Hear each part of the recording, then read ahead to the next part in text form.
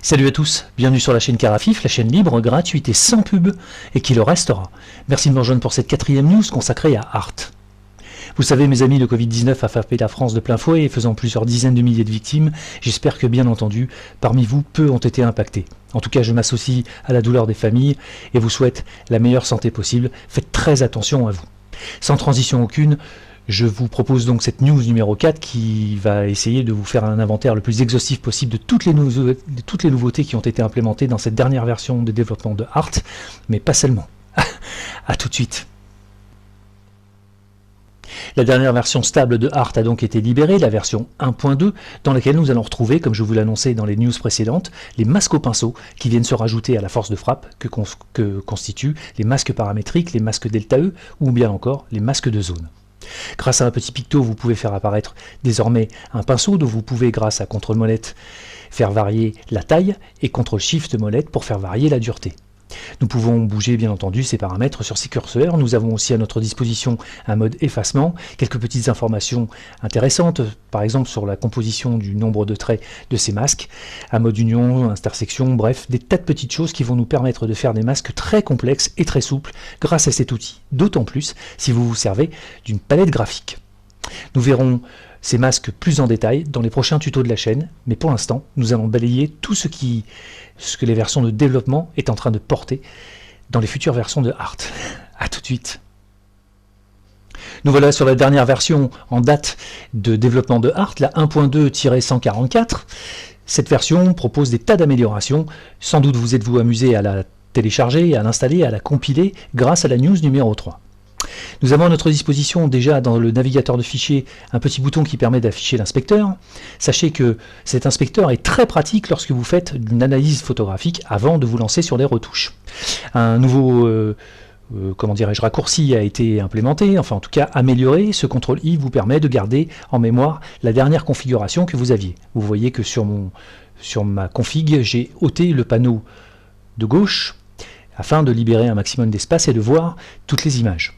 Ce petit inspecteur est une véritable merveille, on en a déjà l'exploitation sur la version stable, mais quelques petites améliorations ont été faites, notamment la vue dissociée avec le raccourci Y. Vous pouvez donc sélectionner maintenant deux images et les comparer tranquillement à l'aide de votre navigateur préféré. Voilà, ici, vous pouvez passer en affichage 1.1, donc en 100%, et venir ainsi vérifier l'état de votre photographie, de ses détails, etc., sans aucun problème. Vous pouvez aussi, grâce à ces petits pictogrammes, tester vos images sur différentes courbes. Bref, c'est une véritable petite merveille. Allez, on va continuer à regarder les nouveautés de cette dernière version de développement de Art. À tout de suite. Nous noterons aussi quelques petites améliorations très sympas, notamment la touche F5 qui permet de régénérer le dossier photo en cours. Nous avons aussi maintenant la possibilité de sélectionner tout ou partie des données EXIF que nous voulons exporter lorsque nous tirons un nouveau JPEG ou une nouvelle photographie, peu importe son format. Nous avons donc des cases à cocher que nous pouvons décocher à notre guise, toutes, aucune ou certaines, bref, une plus grande souplesse pour les données EXIF de sortie. Nous avons aussi à notre disposition maintenant une meilleure lecture des EXIF IPTC venant de Digicam, bref, une amélioration du couple Digicam Art. Pour celles et ceux qui font beaucoup de catalogage, c'est à noter, et c'est une très bonne chose. A tout de suite. La version de développement de Art porte de nouvelles fonctionnalités très intéressantes lorsqu'il s'agit de parler d'exposition ou de tonalité. Dans l'égaliseur tonal, nous avons maintenant à gauche de chacun des curseurs une petite pastille de couleurs, magenta, bleu, grise, jaune, ou bien encore rouge, et un petit curseur, petite case à cocher, pardonnez-moi, qui vous permet de montrer la carte tonale.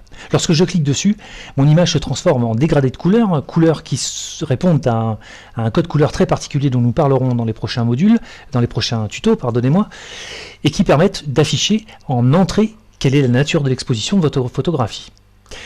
Dans le bandeau supérieur, nous avons à notre disposition un nouveau bouton. Si je laisse mon pointeur de souris dessus, je vois apparaître différentes couleurs avec des valeurs en plagiat RE qui vous donnent l'état d'exposition par couleur, par fausse couleur. C'est ainsi qu'a voulu le nommer le développeur du logiciel. Ceci est inspiré des techniques vidéastes que l'on retrouve dans certains logiciels. Lorsque je clique dessus, je vois une décomposition de l'exposition de ma photographie par nappe de couleur et vous voyez que je retrouve les mêmes codes couleurs que sur les curseurs. Vous l'aurez compris, si par exemple je veux travailler sur cette zone rouge qui correspond sur mon échelle de tonalité au blanc, eh bien en bougeant mon curseur, je vais pouvoir voir exactement quelle est l'étendue de mon réglage, quel est l'impact de mon réglage sur mon image. Attention tout de même, ce bouton vous affiche les données de sortie, donc les curseurs fonctionnent sur cette charte de couleurs, tandis que si vous montrez la carte tonale, ces valeurs ne bougeront pas.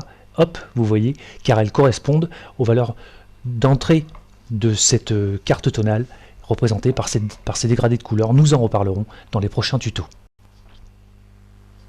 Une autre évolution fait son apparition, très importante en Art, très importante pour un logiciel de cette catégorie, un module retrait de tâches qui, comme son nom l'indique, va vous permettre, grâce à un tampon, de venir enlever les tâches disgracieuses présentes sur votre image.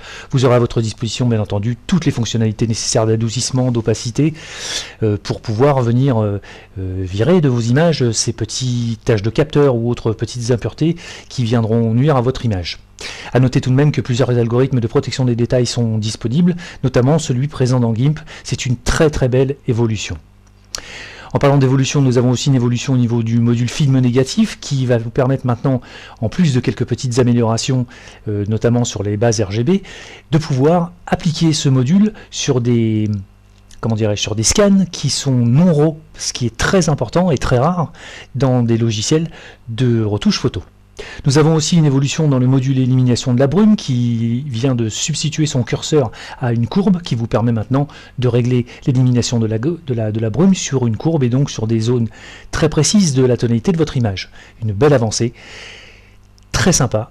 En tout cas, en ce qui me concerne, c'est une belle évolution de ce module. A tout de suite. Une autre évolution très sympa se situe au niveau du module mixage des canaux. Nous avons à notre disposition maintenant dans notre menu déroulant une matrice de correction des couleurs primaires. Là. Donc dès que vous l'activez, vous avez les curseurs présentés de façon différente. Si vous voyez par exemple cette zone un peu rose magenta, si je bouge le curseur, je vais venir cibler plus spécifiquement, vous voyez cette zone, une autre approche du mixage des canaux. C'est vraiment très sympa. Nous avons aussi dans les modules correction des couleurs maintenant à notre disposition un curseur de saturation générale qui sera donc présent et actif pour tous les modes que nous sélectionnerons dans ce petit menu déroulant, ce qui est vraiment très sympa. Une belle avancée là encore qui permet d'éviter de rentrer dans trop de menus.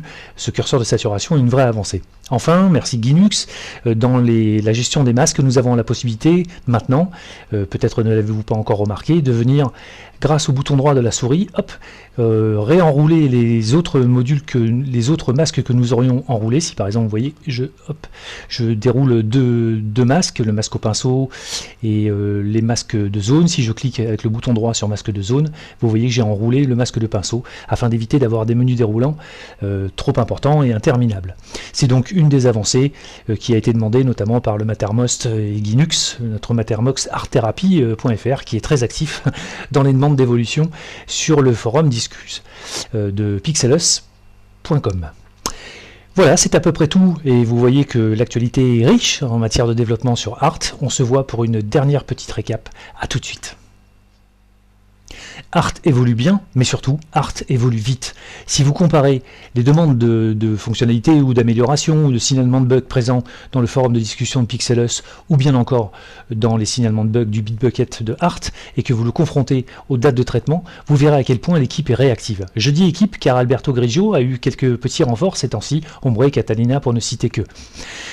Cette communauté de développeurs est vraiment très sympa, très à l'écoute, très réactive et surtout très gentille, conviviale. Les échanges sont respectueux, suivis. Enfin, on a vraiment beaucoup de chance d'avoir, en plus de cette qualité de logiciel, une telle convivialité dans la communauté.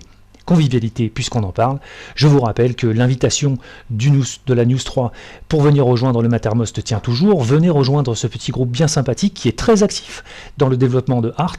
Je parlais tout à l'heure du bouton droit de Linux, mais il y a eu d'autres améliorations, d'autres demandes de fonctionnalités, d'autres signalements de bugs qui ont été portés par notre petite communauté francophone, petite communauté que je vous invite à venir rejoindre. Vous verrez, vous y serez très bien accueillis. Je vous remercie beaucoup d'avoir suivi cette news et je vous souhaite le meilleur déconfinement possible s'il arrive dans les prochaines semaines. Je vous invite à prendre soin de vous, de vos proches, de votre famille et de nous revenir dans la meilleure santé possible. À bientôt, salut, bye bye.